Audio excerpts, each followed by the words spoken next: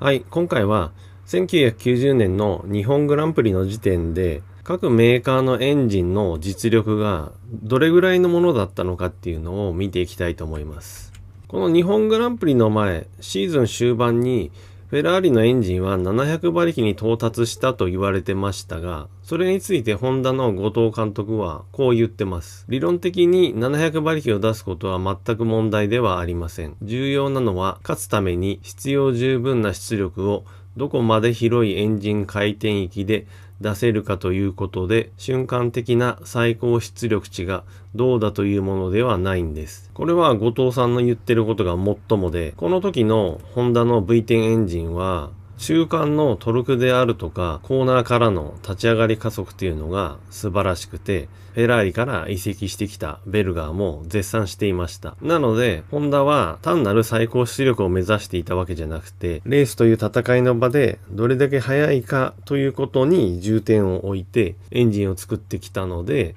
最高出力を目指してきたわけじゃないってことですよね。V 型10気筒エンジンとしては機械的に限界に近いところにあります。おそらく日本 GP で出すバージョン6は限界でしょう。あとやれることは限界での燃焼と回転のアップだけです。この当時のホンダとしてはやはりV10 エンジンに技術的な限界も感じていたんですね。で、日本グランプリに出すバージョン6がもう限界だって言ってますね。あとやれることは燃焼と回転のアップと。そこにしかエンジンを進化させられる要素がないって感じてたんでしょうね。まあ何しろこの1990年、戦闘力という意味では最強だったホンダエンジンですけども、V 型10気筒エンジンという点ではもう限界を感じていたと後藤さん言ってます。こんな状態で日本グランプリを迎えたわけなんですけども、各エンジンの馬力を測ったりすることはできませんので、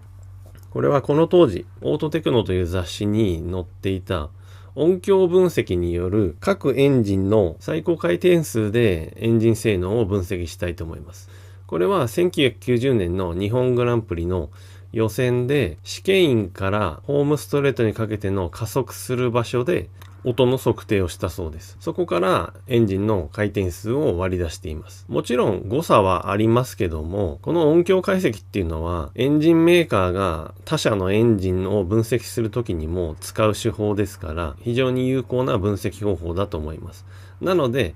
誤差を含めてこのままの数字でいろいろと推測してみたいと思います。で、まずホンダの V10 は9600回転から13200回転を使って加速してたと。で、フェラーリは1万から13000と。V12 の方が高回転が得意なはずですけども、ホンダの V10 は同じぐらいエンジンが回ってるんですね。で、ホンダは9600からとなってますけども、フェラーリは1万回転からなので、やはりフェラーリの方がパワーバンドが狭いのかなと思います。で、次のルノー V10 は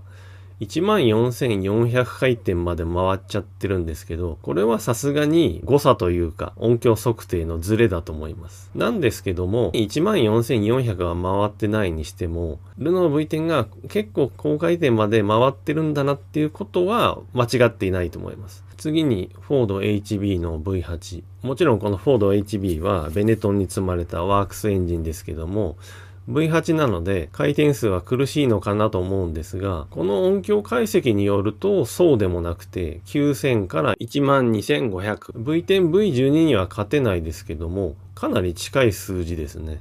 で、次にランボルギーニ V12。これは鈴木亜久里選手が乗ったラルースのランボルギーニエンジンです。9000から11000回転。V12 なので高回転が得意なはずですけども、やはりランボルギーニはワークスエンジンじゃなくてチームがお金を払って買うエンジンなので、ワークスエンジンであるフォード HB の V8 よりも回転数はだいぶ低いんだなっていうことがわかります。改めて全体的に見てみると、やっぱりこの年激しい争いを繰り広げていたホンダとフェラーリは近い性能なんだなと。で、ルノーはこの日本グランプリ全然速くなかったですけど、エンジンとしては進化してるんじゃないのかなってところが見えます。で、意外と回っていたフォード HB。ただですね、これ、フォード HB が V8 なのによくこんなに回るなって思ったんですけど、よく調べてみると、この1990年、ベネトンに移籍してきたネルソン・ピケが意外なコメントをしてました。このフォード HB エンジンは100マイルぐらい走るとエンジンパワーがガクンと下がるそうです。ホンダよりも100馬力近くエンジンパワーが少ないのに、しかもレース中にエンジンのパワーが下がってくるから辛い、そんなことを言ってたんですね。なので推測するとフォード HB のこの回転数っつうのは相当無理をして出してたんだろうなっていう気がします。なのでレース中にパワーダウンを起こすぐらい無理をして高回転まで回してたっていうことだと思います。で、ホンダエンジンに話が戻りまして、これは GP カーストーリーでホンダのエンジンの技術者の方が語ってた内容です。ホンダ RA100E の実力。700馬力には到達せず、分析データでは700馬力超え。最終で約12800回転。音響解析では13200回転。V10 での性能限界と判断して V12 へ移行。結局、最高出力の話で言えば、700馬力は超えなかったそうです。ただ、私がパート3の動画で紹介した、あれもあくまで分析データ、推定データでしたけど、予選に関してはホンダも700馬力を超えているレースがありました。ですけども、おそらくレース用のエンジンとしては700馬力超えてないっていう意味なのかなと思います。エンジンの最高回転数も、そのホンダの技術者の方が言うには、12800ぐらいが限界だったと言ってました。音響解析で13200と出てたのは、測定のズレなのか、もしくは、予選用エンジンは瞬間的にはそんぐらい回してたっていうことなのかなとも思います。で、先ほどの後藤さんの話にもありました通り、やっぱり V10 での限界を感じて V12 に移行したと。で、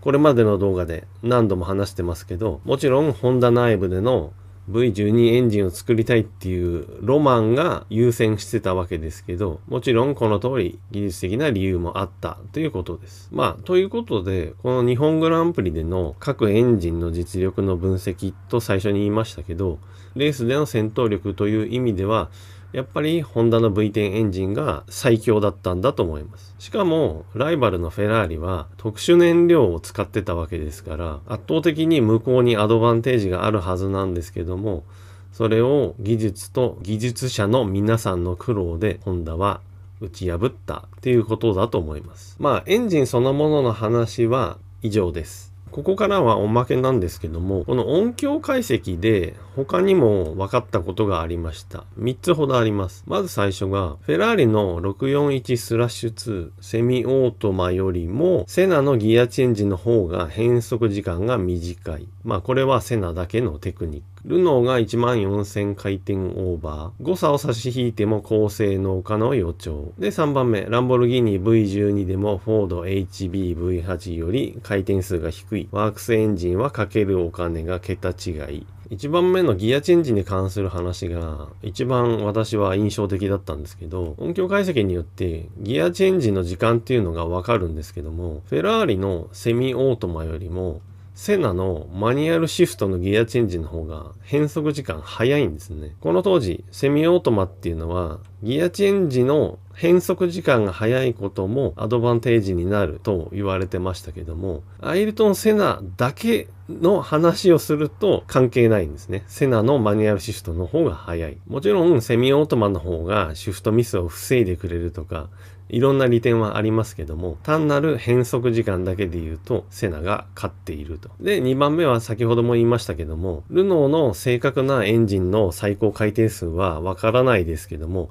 何にしてもすごい回ってるんだなってことがわかります。なので、この時点で来年以降手強いのかなっていうことがちょっと予測できます。で、3番目は、ワークスエンジンっていうのはかけてるお金が桁違いなんだなって思いました。V8 でも V12 よりエンジンを回しちゃうと。多少無理をしてでもっていうことですね。これがおまけの情報3点でした。MP45B はこれで、10個目ですかね。珍しくたくさん動画作りましたけども、思い返してみると何か言い忘れたこともあったり、これも言いたかったなっていうのもありましたけども、でも、ほぼこの車に関して喋りたかったことは喋ったと思います。なので、で MP45B のシリーズは、今回で終わりにしたいと思います。はい。いつも皆さん高評価、コメントありがとうございます。最近は全体的に動画の再生回数、古い動画も再生回数が上がってきて非常に嬉しいです。たまに外国の方からコメントが来たり、あとスーパーチャットですか、投げ銭してくれる方もいらっしゃって、とても嬉しいです。励ましのコメントくれた方本当にたくさんいてすみません。ありがとうございます。動画作成っていうのは意外と精神的にブレてしまうもので悩んでしまう時があるんですけども、何しろ今後も頑張りますので、ぜひこれからの動画も見てください。よろしくお願いします。